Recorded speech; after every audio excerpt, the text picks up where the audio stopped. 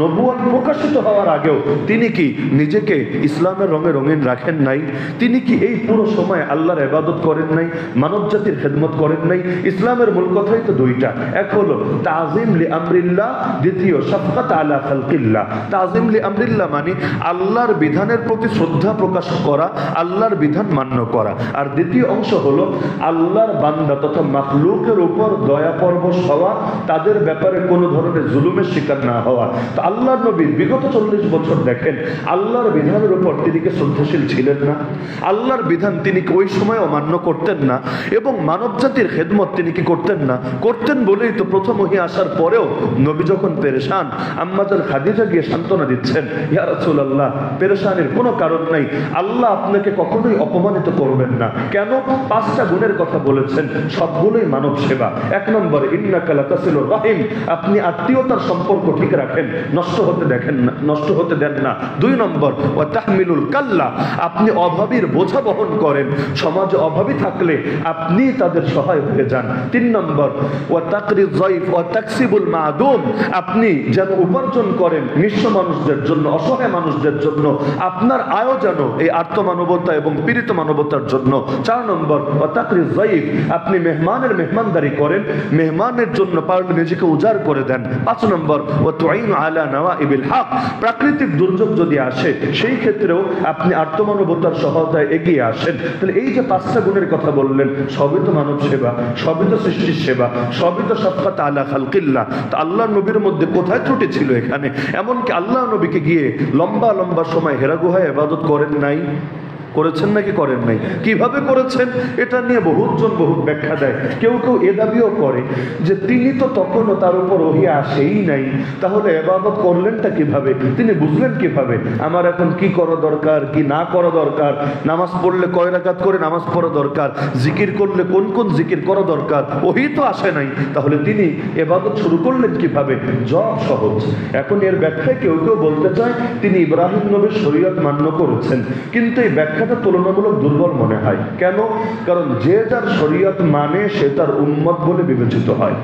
আল্লাহ নবী যদি 40 বছরের আগে ইব্রাহিম নবীর শরীয়ত মানেন, তাহলে এর অর্থ দাঁড়ায় তিনি 40 বছর পর্যন্ত ইব্রাহিম নবীর উম্মত ছিলেন।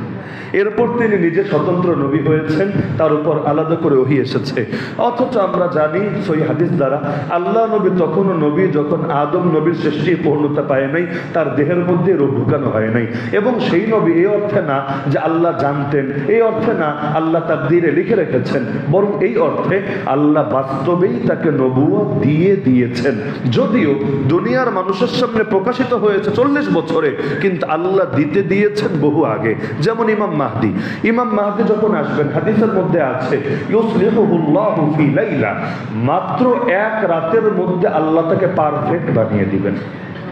এখন সেই রাতটা কবে হবে আল্লাহ ভালো জানেন। কোন কোন বর্ণনা, দুর্বল বর্ণনা সামনে রাখলে বোঝা যায় যখন তার বয়স 40 বছর হবে, আল্লাহ ভালো জানেন। তো যদি 40 বছরের ব্যাখ্যাটা আমরা মানি, অর্থ দাঁড়ায় 39 বছর 11 মাস 29 বা 30 দিন, মানে একদিন বাকি আছে, তখনও পর্যন্ত তিনি নিজেও টের পাবেন না, নিজেও জানবেন না যে তিনি আগামীতে মাহদী হতে যাচ্ছেন। মাত্র 1 রাতের মধ্যে আল্লাহ তাকে এমন ভাবে পারফেক্ট বানিয়ে দিবেন, পরের দিন তিনি মাহদী হিসাবে মানবতার সামনে আসবেন। তো তিনি হয়তো জানেন না, মানুষ হয়তো চেনে না, কিন্তু আল্লাহ জানেন নাকি জানেন না? আল্লাহ তাকে সেভাবেই উপযুক্ত করে গড়ে তুলছেন নাকি তুলছেন না? অবশ্যই। তো আল্লাহ নবী এবং মানুষের সামনে হেরা গুহায় ওহী আসার আগে হয়তো বিষয়টা দুনিয়ার বিবেচনায় প্রকাশিত ছিল না, কিন্তু যিনি জানার তিনি জানতেন নাকি জানতেন না? অবশ্যই জানতেন। তো আল্লাহ রাসূল সাল্লাল্লাহু আলাইহি সাল্লাম কিভাবে ইবাদত করলেন, এর সবচাইতে যৌক্তিক ব্যাখ্যা মনে হয় আমার কাছে এটা, যে আল্লাহ তার দিলের মধ্যে বিভিন্ন ভাবে এই ইলহামটা ঢেলে দিতেন। এখন বলবেন নবুয়ত প্রকাশিত হওয়ার আগে কিভাবে ঢালতেন? অবশ্যই সম্ভব। মুসা আলাইহিস সালামের মায়ের দিলের মধ্যে আল্লাহ কিভাবে ঢাললেন? ঈসা আলাইহিস সালামের মা মারিয়াম আলাইহিস সালাম আল্লাহ তার দিলের মধ্যে কিভাবে ঢাললেন? দুনিয়াতে কোনো মহিলা কখনো নবী হয় না। মুসা আলাইহিস সালামের মাও নবী না, মারিয়াম আলাইহিস সালামও নবী না। নবী না হওয়ার পরও আল্লাহ তাদের দিলের মধ্যে ঢাললেন কিভাবে? তা আমার রাসূলের উপর আনুষ্ঠানিক ওহী নাজিল হওয়ার সূচনা হওয়ার আগেও আল্লাহ তার দিলে ইলহাম ঢালতে পারেন নাকি পারেন না? তো এজন্য অনেকেই ব্যাখ্যা করেছেন যে আল্লাহ নবী তিনি হেরা গুহায় গিয়ে মূলত ইবাদত করতেন কিভাবে, যে আল্লাহ তার সামনে মারিফাতের নূর উন্মোচিত করতেন এবং আল্লাহ নবী সেভাবেই আল্লাহ তাআলা সন্তুষ্টির জন্য নিজেকে উৎসর্গ করে দিতেন। তো তাসাউফের মৌলিক সবক সবগুলোই আল্লাহ রসুলের জিন্দগির মধ্যে পাবেন। হ্যাঁ, এখন এসে কেউ যখন প্রেসক্রিপশন দেয়, আগেই তো বললাম যে ব্যক্তি ভেদে, সমাজ ভেদে, পরিবেশ ভেদে এক একজন এক একটার উপর ফোকাস করে। যেমন মনে করেন করাচির হজরত শাহ হাকিম মোহাম্মদ আখতার নওয়ারুল্লাহ মারকাদা সারা জীবন 120 বছরে সম্ভবত ইন্তেকাল করেছেন। সারা জীবন তিনি এই কথার উপরে ফোকাস করতেন যে এই জামানায় কেউ যদি নিজের নজরকে হেফাজত করে সে আল্লাহর ওলি হয়ে যাবে। নজরের গুরুত্ব তিনি সবচাইতে বেশি দিতেন, সবচাইতে বেশি। এমনকি তিনি বলতেন যে নফল বেশি করতে পারছো না, ঠিক আছে, জিকির আজকারে বেশি সময় দিতে পারছো না, ঠিক আছে, লেকিন আল্লাহর ওয়াস্তে ছেলে এবং মেয়েদের ব্যাপারে নিজের নজরকে হেফাজতে রাখবা, এমন যাতে না হয় নজরের খেয়ানত হয়। কেন? নজর হলো শয়তানের বিষাক্ত একটা তীর। তো দুনিয়ার মধ্যে দেহে যদি বিষাক্ত তীর লাগে জান যায়, আর রুহের মধ্যে যদি শয়তানের বিষাক্ত তীর লাগে এক পর্যায়ে ঈমান যায়।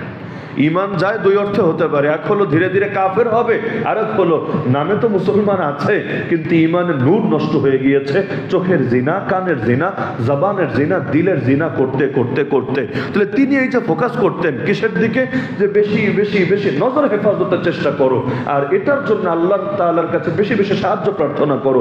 আর একজনের কাছে যান, তিনি হয়তো এটার দিকে অত বেশি ফোকাস করবেন না, তিনি ফোকাস করবেন যে মানুষের সঙ্গে মানুষের যত হক আছে সবগুলো হক ঠিক রাখো। কারণ বহুত লোক এই জামানায় এমন আছে তাহাজ্জুদ তো পড়ে, বান্দার হক ঠিক রাখে না। ফরজ নামাজ একত্রও ছোটে না, প্রথম কাতারে এসে পড়ে, কিন্তু বান্দার হক নিয়মিতই নষ্ট করে। তা আল্লাহর সব হক যদি ঠিকও রাখে, বান্দার হক যদি নষ্ট করে, কিয়ামতের দিন সর্বোচ্চ দেউলিয়া হয়ে জাহান্নামে যেতে হবে। কারণ কিয়ামতের দিন সব পাওনাদাররা এসে কেউ 10 আমল 20 আমল নিতে নিতে নিতে তার পাহাড় পরিমাণ আমল একেবারে মাটির সাথে মিশিয়ে দিবে। অবশেষে তাদের গুনাহগুলো তার কাঁধে দিতে দিতে দিতে নিজের আমল তো শেষ, এবার মানুষের পাপ নিয়ে তাকে জাহান্নামে যেতে হবে। তাহলে দেখা যাচ্ছে শরীয়ত ভিন্ন না, শরীয়ত একই, কিন্তু ইনি ফোকাস করছেন এই বিষয়ের উপর, উনি ফোকাস করছেন এই বিষয়ের উপর। কেন? তার কাছে মনে হয়েছে এটা করলে বেশি আগাতে পারবে, তার কাছে মনে হয়েছে এটা করলে বেশি আগাতে পারবে। বিষয়টা এমন। আল্লাহ নবীর জিন্দেগির মধ্যে তাহলে বিষয়গুলো কিভাবে ছিল, আমি জাস্ট কয়েকটা উদাহরণ দিব। এই বিষয়ে পূর্ণাঙ্গ আলোচনা করতে চাইলে টানা 10 সপ্তাহ শেষ করে ফেললেও আলোচনার কুল কিনারাও করা যাবে না। আমি জাস্ট কয়েকটা উদাহরণ দেব।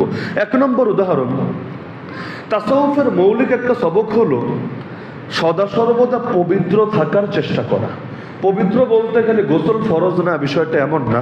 পবিত্র মানে একেবারে উযুরত অবস্থায়, ঘুমাতে যাচ্ছ তখন উযু করে যাও, শুধু নামাজ পড়বো তখনই উযু না, সব সময় উযুর হালতে থাকার চেষ্টা করো। এমনকি এটাও ফিকির করো মরণটাও যাতে উযু অবস্থায় হয়।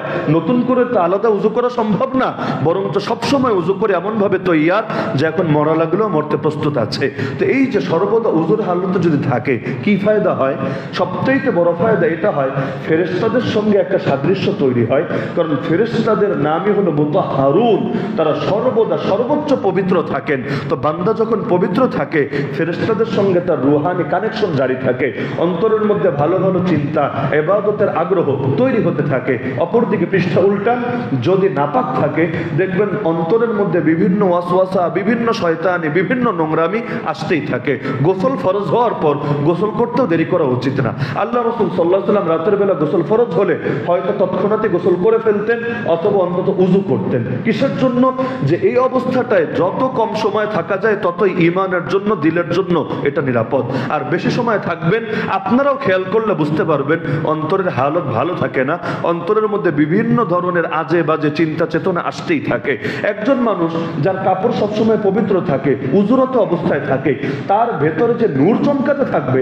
আর আরেকজন পেশাব করে ঠিকমতো পানিও নেয় না, মসজিদে আসতে বললে বলে হুজুর কাপড় ভালো না, দেখবেন উভয়ের দিলের হালত এক না। এই যেই ছেলেটা বলছে কাপড় ভালো না, ওর দিলও ভালো না, অধিকাংশ ক্ষেত্রে তার দিলের ভেতর নোংরামি চলতে থাকে। এখন ইফটিজিং এ লিপ্ত হয়, কখনো মোবাইলে খারাপ দৃশ্য দেখে, কখনো গান বাজনা শুনতে থাকে, কখনো, আর সবগুলো জিনার আগ্রহ তৈরি করে। গান বাজনাও অন্তরের মধ্যে জিনার আগ্রহ তৈরি করে। নজরের হেফাজত না করে বদনজর অন্তরে জিনার আগ্রহ তৈরি করে।